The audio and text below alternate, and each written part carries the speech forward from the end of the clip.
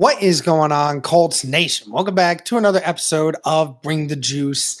Guys, sorry for the lack of videos lately. There really hasn't been a whole lot going on so far for the Indianapolis Colts. And, it's kind of at a stale moment right now where, everybody's just talking about mock drafts, it's because we're less than a month now from the NFL draft. So a lot going on, but appreciate you guys' patience. Not necessarily breaking news. This news came out yesterday from when I recorded this. The Texans are signing former Colts linebacker EJ Speed to a one-year deal worth $5 million. It is kind of funny because just like, obviously, a lot of Texans fans and even some people are just like, it was a terrible move by the Indianapolis Colts to let him go, saying that because, he had such a fantastic statistical year.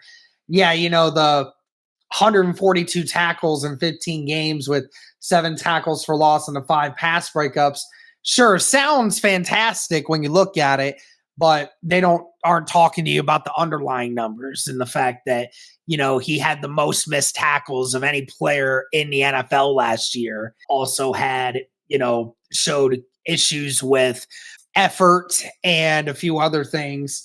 It's definitely a situation where I'm not sitting here saying that Ballard should have gotten him back or not. I didn't even think that we should, because I'm tired of guys, and EJ, I think, was one of them where he was a loudmouth, man. He was a loudmouth. He talked a big game for somebody that didn't really impact the game too much.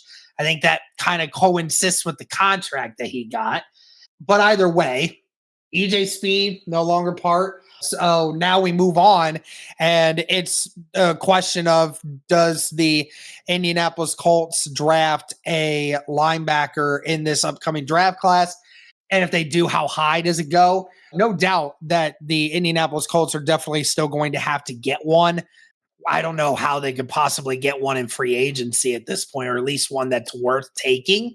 There's definitely going to be some good linebackers out there, but nevertheless, good linebackers in the draft definitely makes the case for a few different guys out there early in the draft. I know you have Jalen Carlies, no doubt, but Jalen Carlies, are you guaranteeing that, Jalen Carlies is going to be that difference maker, right?